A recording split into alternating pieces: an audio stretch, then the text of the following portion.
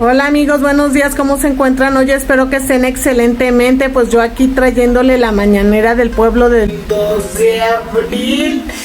Resumiendo, en negociaciones donde yo debo decir que el secretario de Comercio, pues sí empezamos teniendo muchas discusiones porque empezamos de puntos muy distintos, pero hoy en día hemos logrado construir una buena relación de confianza y respeto y ha tomado en cuenta argumentos que hemos dado. Esto, desde luego, además de manera complementaria a las llamadas que ha tenido la presidenta Sheinbaum con el presidente Trump, que fijan toda la negociación. En conclusión, yo diría que en este momento lo que estamos es que entendemos perfectamente bien, o muchísimo mejor, nos entendemos, porque estamos hablando ya de una base común, que es proteger ese complejo productivo. Son millones de empleos.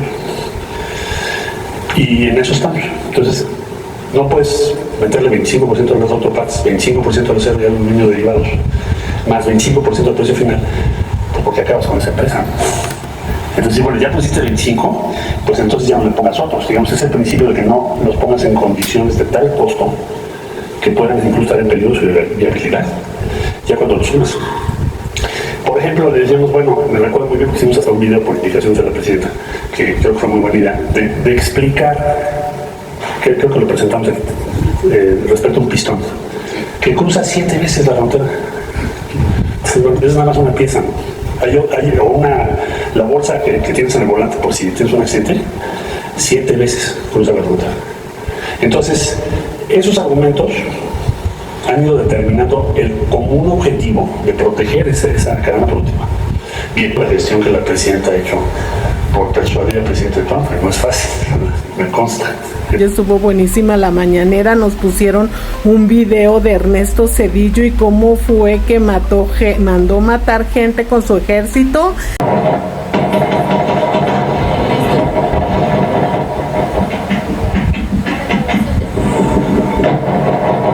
No tiene sonido.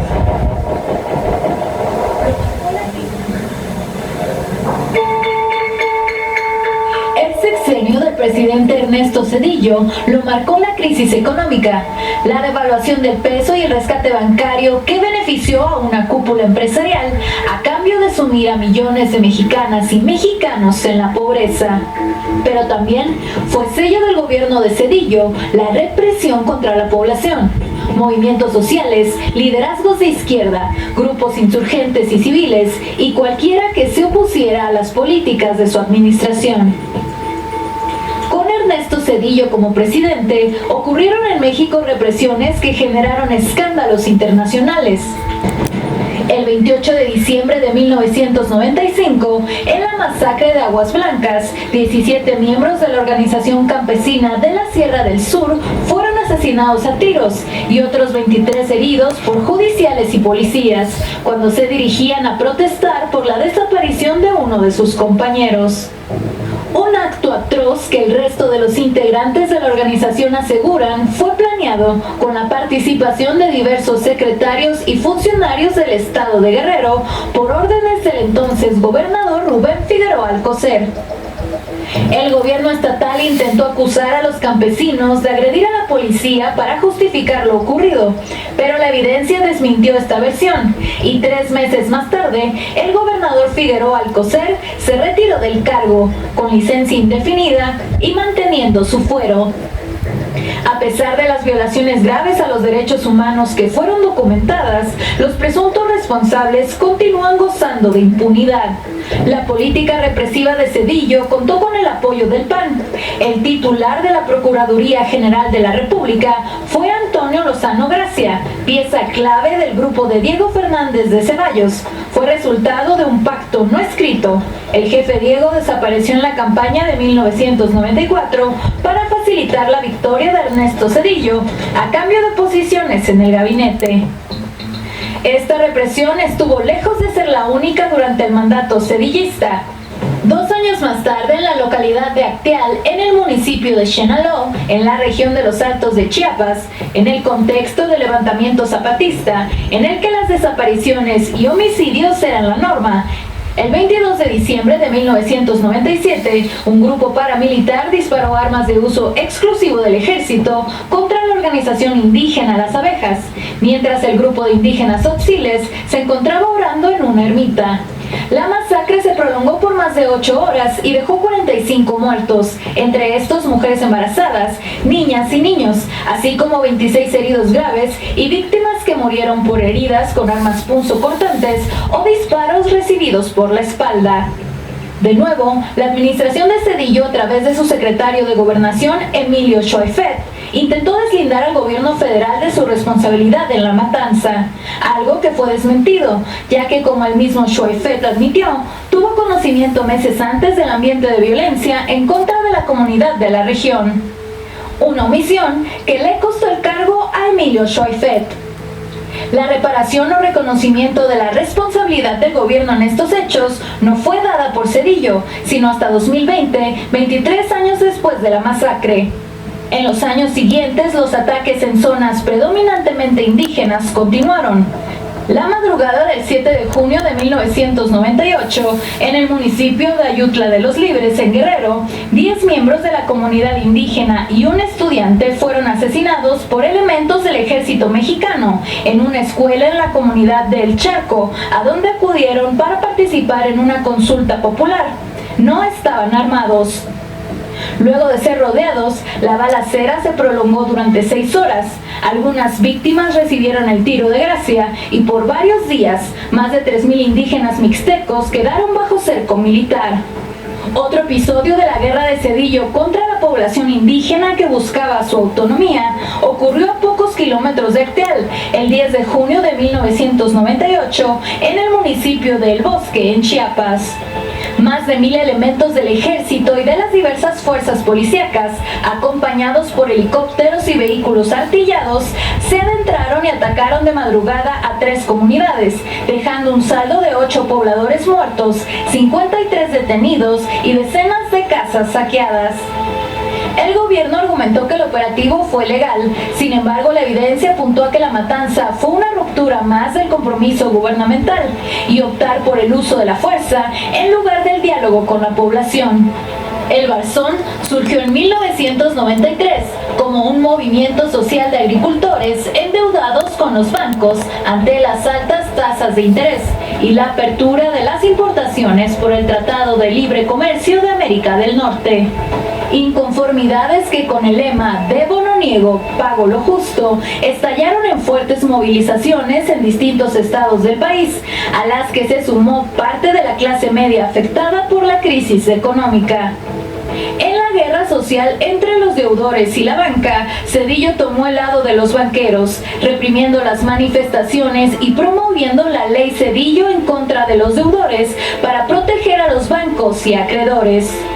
La violencia dictada desde el Estado marcó los sexenios de Zedillo y su antecesor Carlos Salinas, pues entre 1988 y 1997 se produjo una persecución sistemática de la oposición y de miembros de partidos como el PRD, que provocó la muerte de más de 600 militantes del PRD, crímenes que nunca fueron esclarecidos. ¿Por qué ponemos esto? Primero para que, siempre lo he dicho,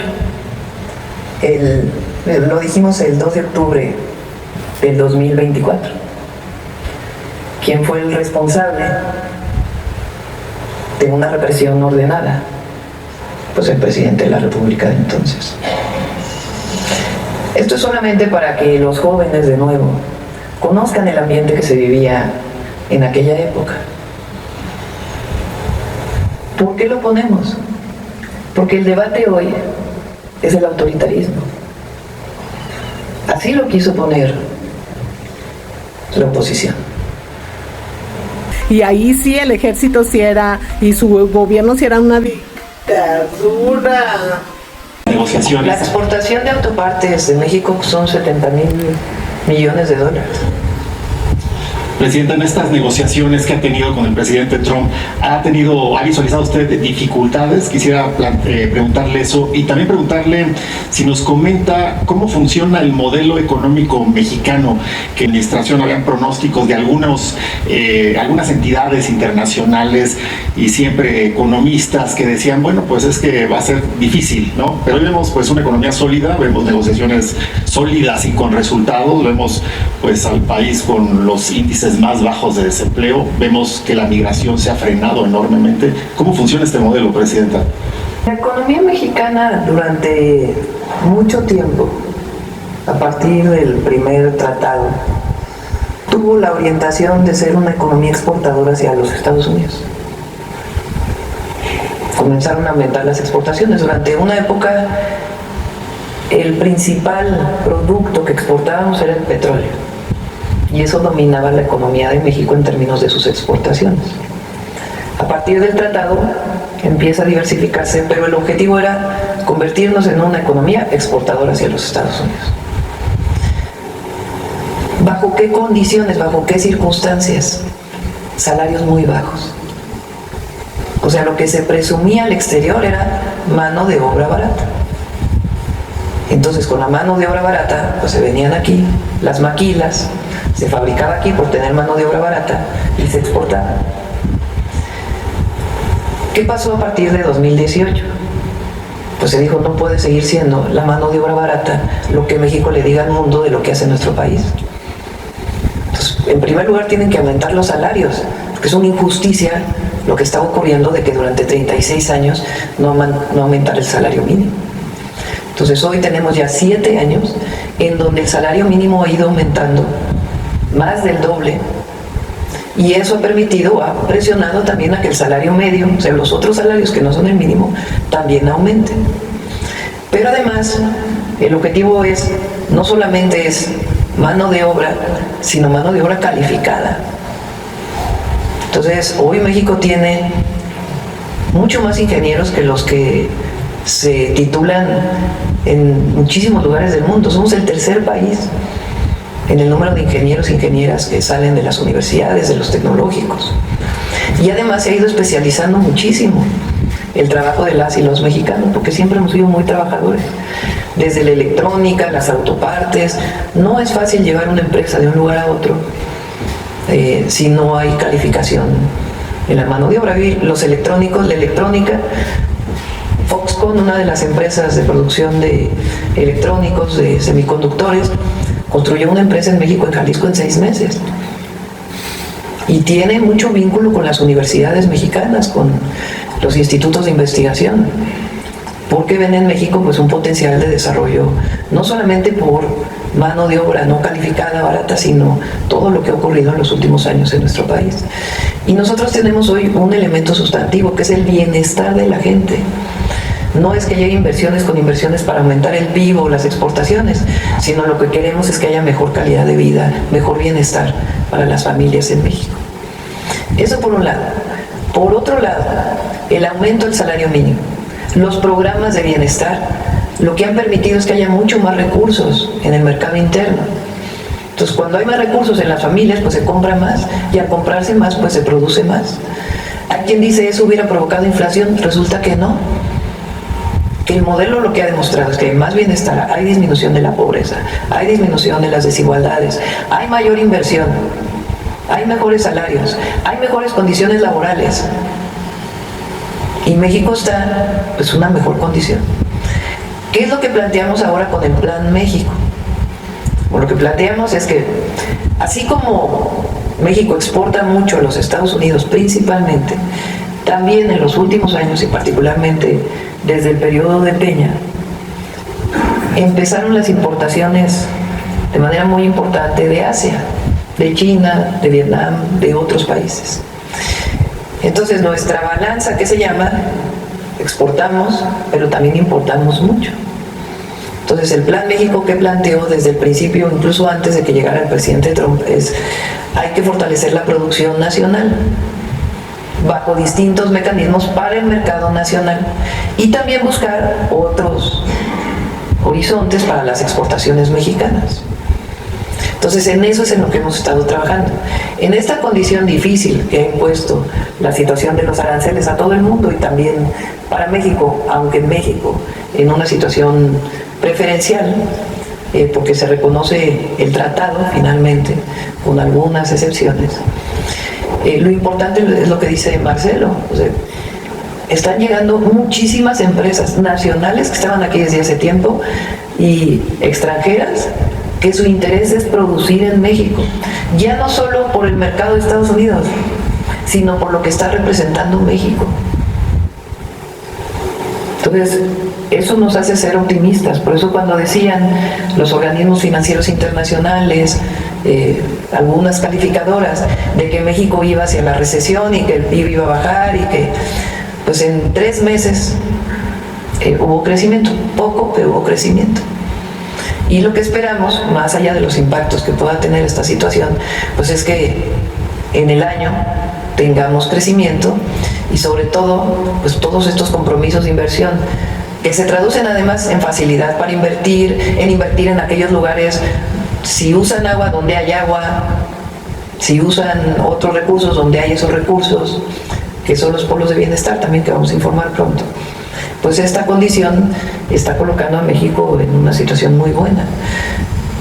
Ya comentamos, el portafolio de inversión para México es de más de $200,000 millones. Y lo que se está haciendo es una mesa de trabajo para facilitar pues, todos los permisos en un marco de fortalecer nuestra economía interna y también lo que significa las exportaciones. Presidente, en este tema de las inversiones, que si me permite, ¿qué es lo que esta empresa de Gran Bretaña ve en México y cómo ven México y qué confianza tienen para anunciar una inversión tan grande y pues diversificada en estados de este país?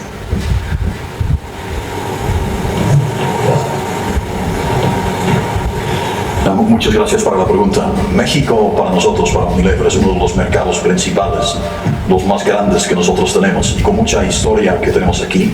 Hemos visto que sobre los años nuestras marcas han sido creciendo y creemos también que los fundamentos que están aquí en México y en América Latina, que nos da confianza de invertir en esta fábrica que va a servir al mercado de México y a América Latina, que el crecimiento que nosotros vamos a ver ahí está bueno a largo plazo y esto nos da la confianza para hacer la inversión. ¿Cuántos son los empleos en total? Nos había platicado de los que serán en Nuevo León, pero en total, ¿cuántos tienen pensados directos e indirectos? Directos e indirectos con la inflación que hacemos en Nuevo León son 1,200 y tenemos ahí un total de empleos en Unilever de México de 7,000.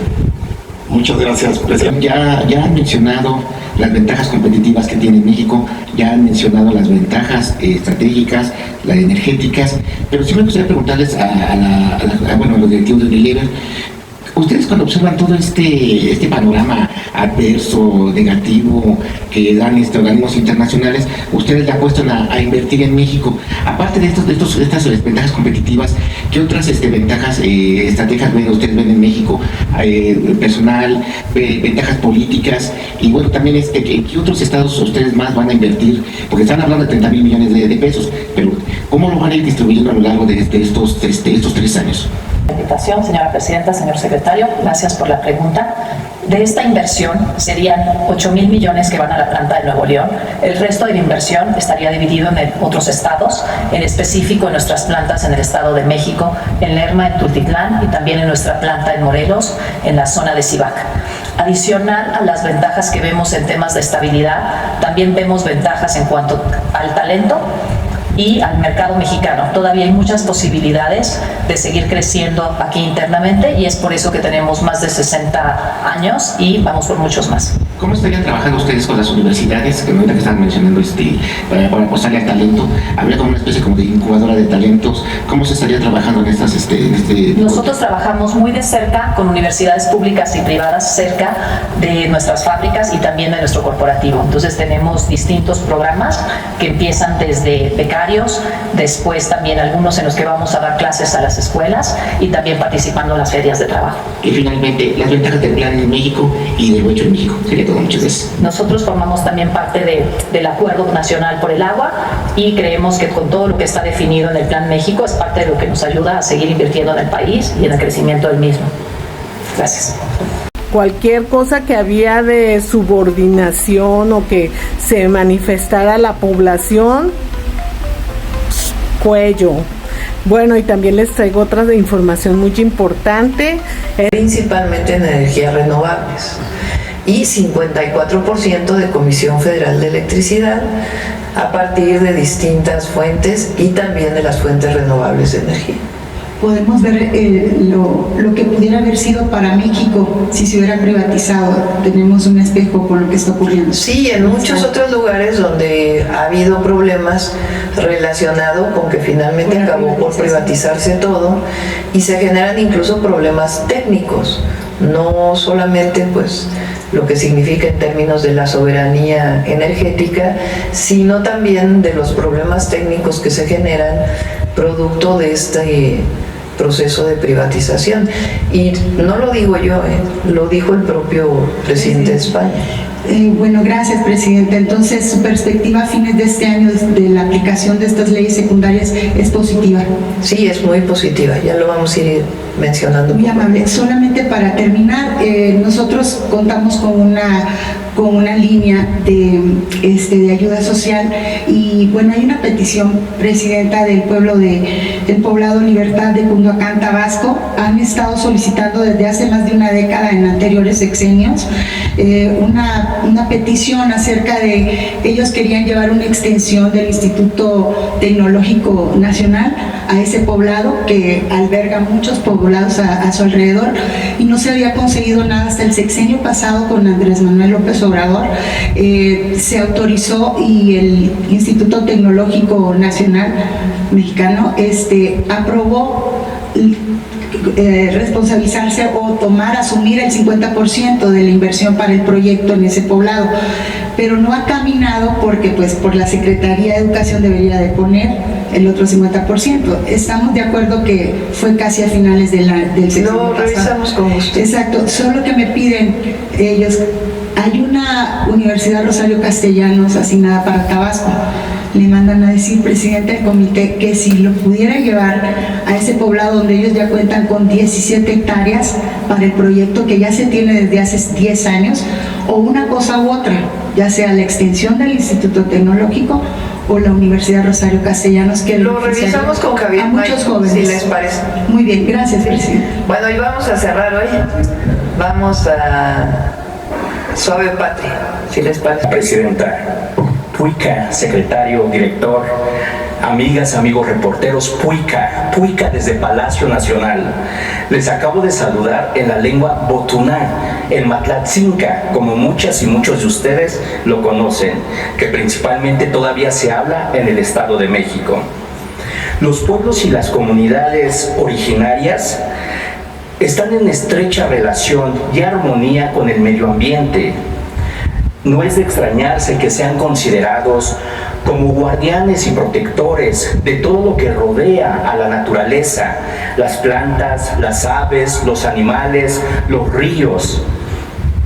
Hoy, en Suave Patria, les quiero compartir un ejemplo del esfuerzo comunitario, del trabajo en equipo, del trabajo en comunidad, pero sobre todo el cuidado que tienen por dejar un mejor ambiente a nuestras hijas e hijos. Si me lo permite, Presidenta, les invito a ver la siguiente cápsula.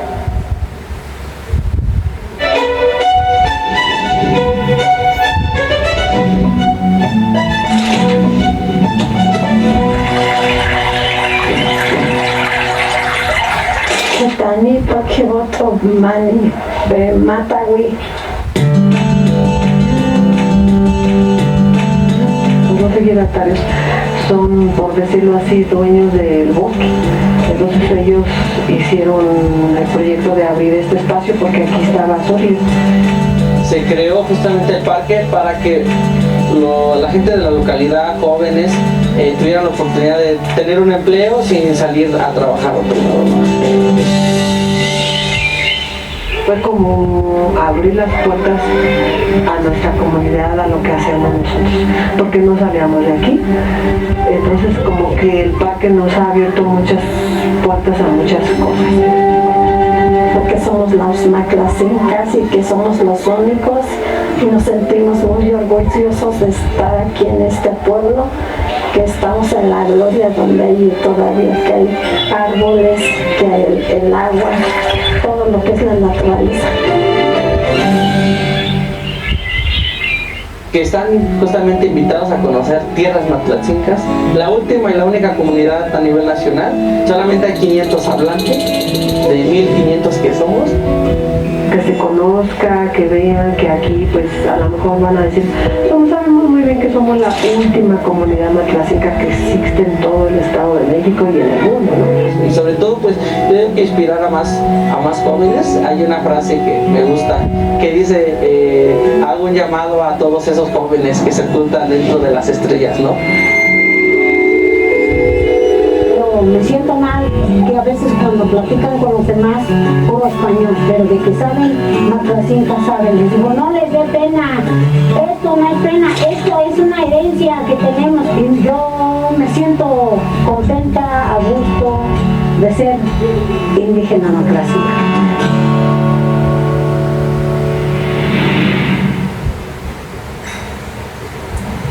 ¿Cómo no enamorarse de este gran país, de su diversidad cultural y lingüística que nos han enseñado? Como pudimos ver, los pueblos y las comunidades indígenas no estamos peleados con la modernidad. Al contrario, estamos adaptando toda esa modernidad a la naturaleza. Porque seguir transformando al pueblo de México es trabajo de todas y de todos. Y como lo dice una frase en la lengua botuná, tututu shinhe, netowa runteiki nemansihe. Gente Bicowi. Hacemos un llamado a todas esas personas que se ocultan dentro de las estrellas. Y a mis hermanas y hermanos Maclacincas, desde Palacio Nacional, gracias. Gracias por cuidar nuestro aire, nuestra agua, nuestra vida. Pero sobre todo, por seguir protegiendo nuestra Nana Hani, nuestra madre tierra, Bapiti. Muchas gracias. Gracias, Presidenta. Este video lo voy a pasar a YouTube. Ya saben que @LaraPolíticaMX en YouTube a las 2 de la tarde, 2:30, tengo yo mi en vivo. Los quiero.